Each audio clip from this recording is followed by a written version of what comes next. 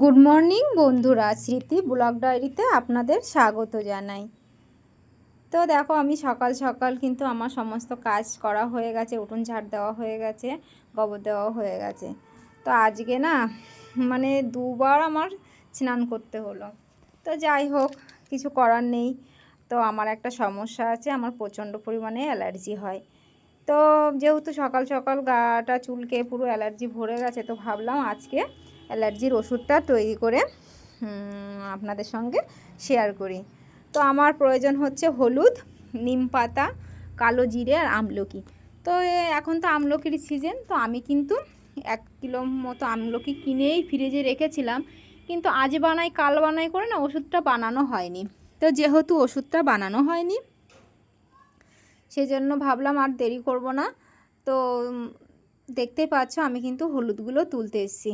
তো হলুদগুলো তোলা হয়ে গেলে আমি এবার নিম পাতা পারবো। তো দেখো, আমার পেছনে যে গাছটা দেখতে পাচ্ছ কত বড় গাছ, এই গাছটার থেকে কিন্তু আমি নিম পাতাগুলো পারবো। তো আমি নিম পাতাগুলো পেড়ে নিয়েছি, পেড়ে নিয়ে দেখো আমি যে সবজি লাগিয়েছিলাম, তো একটু একটু ধনে পাতা বেরিয়েছে আর পেঁয়াজগুলোও একটু একটু হয়েছে। তো যাই হোক, তো ভাবলাম তোমাদের সঙ্গে একটু শেয়ার করি। তো লাল শাকগুলো বেশ 4 পাতা 5 পাতা করে হয়ে গেছে।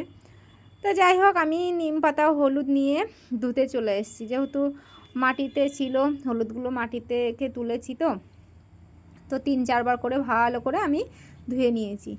তো এগুলো ভালো করে ধুয়ে না নিলে, যেহেতু খেতে হবে, খাওয়ার জিনিস, তো যাই তাই করে করলে হবে না। নিজে খাওয়ার জিনিস একটু পরিষ্কার করেই করতে হয়, যেহেতু অনেক দিন রাখতেও হবে। তো আমি পুরো পাতাগুলো আগে বেছে নিয়েছি, তারপর ছাড়িয়ে কিন্তু ধুয়ে তুলে নিচ্ছি। তো তুলে নিয়ে আমি দেখো ঘরে চলে এসেছি। তো আসার পরে আমি মিক্সি করে নেব। তার আগে আমি ফ্রিজ থেকে আমলকিগুলো বার করে নিয়ে এসেছি। তো আমলকিগুলো বার করে কেটে নিয়েছি। তো এই যে বড় বাটিটা দেখতে পাচ্ছ, এর মধ্যে কালো জিরে, নিম পাতা আর হলুদ দিয়েছি। কিন্তু একটা সমস্যা হয়েছে, বড় বাটি তো অনেক দিন করা হয়, এই প্রথম ব্যবহার করছি। তো আমি সেভাবে আমি আরাম পাচ্ছি না এটাতে করে, আমার অস্বস্তি লাগছে। তো আমি আবার এটা পাল্টে চেপে চুপে ধরছি যাতে হয়, কিন্তু যেহেতু বড় বাটি, জানি না কি সমস্যা হয়েছে, তো ভালো হচ্ছিল না। তো যাই হোক, আমি কিন্তু ছোট বাটিটা নিয়ে পরে দেখো আমি আমার আরাম মতো আমি সেটা পেস্ট করে নিয়েছি। অল্প অল্প করে দিচ্ছি, পেস্ট হয়ে যাচ্ছে, আবার দিচ্ছি, এই করে করে আমি পুরো যেটা ছিল হলুদ, নিম পাতা, আমলকি, কালো জিরে, পুরোটা কিন্তু আমি পেস্ট করে নিয়েছি। তো এভাবে করে দেখো আমি এক এক করে কিন্তু সমস্ত সব কিছু করে এই বড় বাটি থেকে যেটুকু অবশিষ্ট ছিল সেটুকু ধুয়ে একটু জল দিয়েই কিন্তু আমি করে নিচ্ছি।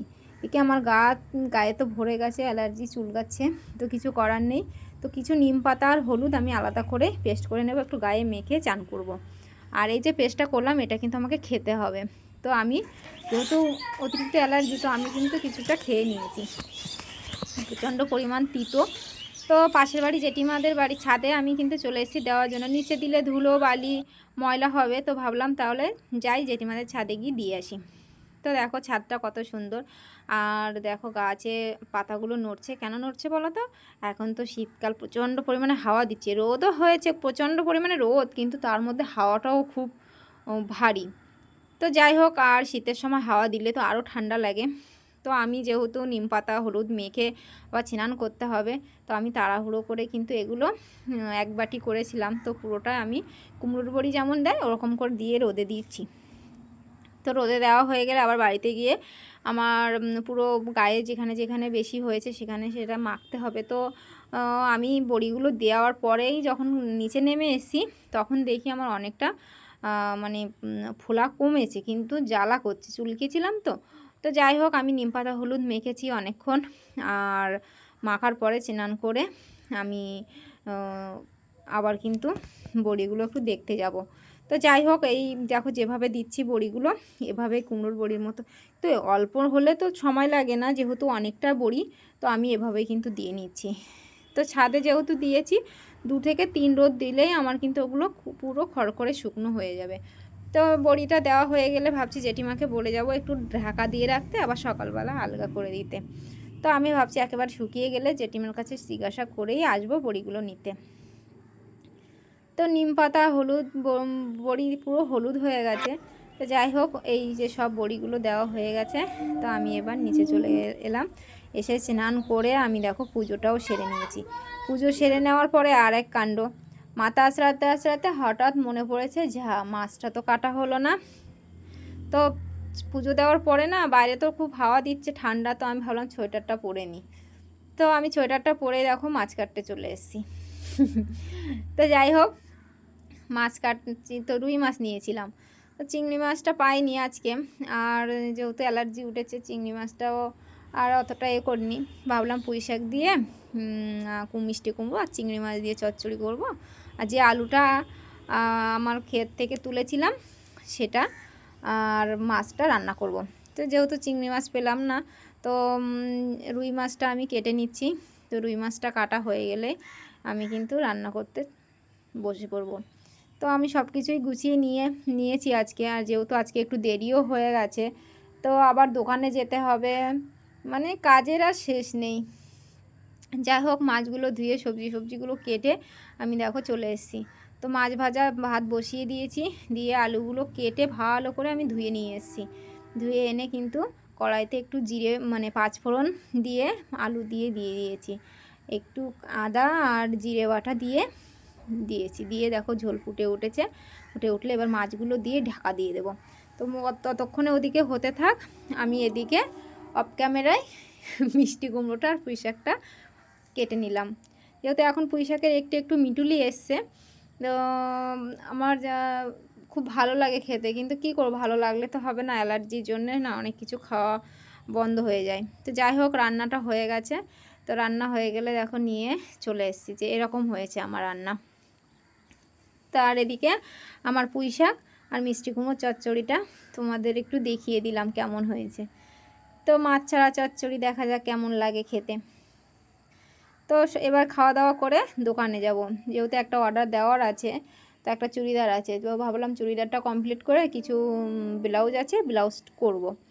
তো খাওয়া দাওয়া এদিকে দাদা ভাই ছেলে বসে পড়েছে খেয়ে দিয়ে। এবার দেখো আমি দোকানে কিন্তু চলে এসেছি। এসে আগেই কিন্তু আমি এসে ফোন করেছি আমার যারা কাজ শিখতে আসে, তো দুজন চলে এসছে।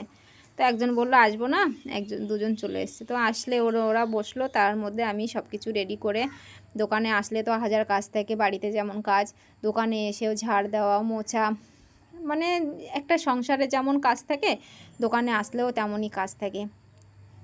তো যাই হোক, এটাও আমার নিজের সংসারেরই মতো না, সংসারেরই একটা অংশ। তো যাই হোক, আমি সব কাজ পরিষ্কার করে এবার আমি একটা চুড়িদার নিয়ে বসেছি। তো চুড়িদারের গলাটা না একটু ডিজাইন হবে। তো এদিকে দেখো গল্প করছি, সবাই মিলে কাজ করছে, কিভাবে আমি করছি সেটাও দেখছে। ওদের হাতেও একটা করে কাজ ধরিয়ে দিয়েছি, যেমন একটু হুক বসানো বা কি, এগুলো হাত নতুন শিখছে তো সবটাই তো শেখার প্রয়োজন আছে। তো এদিকে আমার কাজটা আমি দেখিয়ে দিচ্ছি যে কিভাবে ভাঁজ করতে হয়, সেটাও দেখে নিচ্ছে, আর ওদের কাজ ওরা করছে বা গল্প করছে। তো যাই হোক, এভাবে আমার দিনটা কেটে যায়। তো চুড়িদার করতে করতে আরেকটা সমস্যা এসে হাজির হলো, একটা ফোন। তো ফোনটা এসেই মানে মনটা খারাপ হয়ে গেল, ভাবলাম চুড়িদারটা রেডি করতে পারবো না মনে হয়। তো বললো না, 3টে 3:30-র সময় একটা মিটিং আছে। তো আমি ভাবলাম যে বাবা, আজকে তো আমার কলকাতায় যাওয়ার কথা, এদিকে 3টে 3:30-র সময় যদি মিটিং থাকে তাহলে আমি যাব কি করে। তো যাই হোক, আমি আগে চুড়িদারটা কিন্তু রেডি করে নিলাম।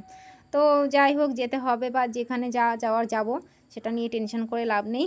আগে আমার যেটা প্রয়োজন সেটা কিন্তু আগে সেরে নিলাম। তো আমি আগে চুড়িদারটা রেডি করে নিলাম। চুড়িদারটা রেডি করে নেওয়ার পর আমি মানে পাটিয়ালি প্যান্ট হবে, যেহেতু কুচি পাটিয়ালি প্যান্ট হবে, তো সেহেতু আমি কুচি পাটিয়ালি প্যান্টটাও রেডি করে নেব। তো সব মিলিয়ে সবগুলো রেডি করে নিচ্ছি। এদিকে দেখো আমার যে কাজ শিখতে আসে ছোট্ট, সে আমার ব্লাউজগুলো পরে দেখছে কেমন হয়েছে না হয়েছে। তো যাই হোক কোনো সমস্যা নেই, ও ওদিকে পরে দেখতে থাক, আমি এদিকে চুড়িদারের ফুলগুলো দেখো বানিয়ে নিয়েছি। তো বানিয়ে নেওয়ার পরে এবার প্যান্টটা কিন্তু ধরবো। তো এভাবেই চলতে থাকলো। তো যাই হোক, আমাদের একটা গোষ্ঠীর, যেটা বলছিলাম ফোনটা এলো, মনটা কেন খারাপ হয়ে গেল। তো গোষ্ঠীর মিটিং আছে, গোষ্ঠী থেকে না ফোন করেছে যে মিটিং হবে 10 জনের, যে আমাদের তো লোন নিই, তো তো অনেকে তো লোন পরিশোধ করে না, কিভাবে এগোতে হবে, কিভাবে লোন নিতে হবে, কিভাবে সেটা পরিশোধ করতে হবে, সেই সব বিষয় নিয়ে একটা আলোচনা হবে। তো এটা আমি জানতাম না, পরে জেনেছি। তো যাই হোক, তোমাদের সামনে একটু শেয়ার করে নিলাম কথা বলতে বলতে। এদিকে দেখো আমার চুড়িদারটাও কিন্তু পুরো রেডি হয়ে গেছে। সামনের গলা ডিজাইন করেছি, হাতাটা এরকম ডিজাইন করেছি, আর জামার নিচটাও কিন্তু প্যান্টের যে কাপড়টা ছিল সেটা বসিয়ে দিয়েছি। তো সব মিলিয়ে আমার জামাটা কিন্তু রেডি হয়ে গেছে। তো তোমাদের কেমন লাগলো কমেন্টস করে জানিও। তো সব শেষে দেখো আমি সেই মিটিংয়ে, আমাদের দিদিদের যে মিটিং ছিল সেখানে কিন্তু চলে এসেছি। তো এখান থেকে দিদিদের বললাম ঠিক আছে, সব কিছু শোনার পরে আমি বললাম তাহলে আর দেরি করবো না, আমি বেরিয়ে পড়লাম। তো সব কিছু দিদিদের কাছে জিজ্ঞাসা করেই আমি ভিডিওটা করলাম। তো যাই হোক, আমার ভিডিওটা যদি ভালো লাগে তো অবশ্যই লাইক করো, কমেন্টস করো, শেয়ার করো। ইউটিউব থেকে দেখলে সাবস্ক্রাইব করে দিও, ফেসবুক পেজ থেকে দেখলে ফলো করে দিও। সবাই ভালো থাকবেন, সুস্থ থাকবেন।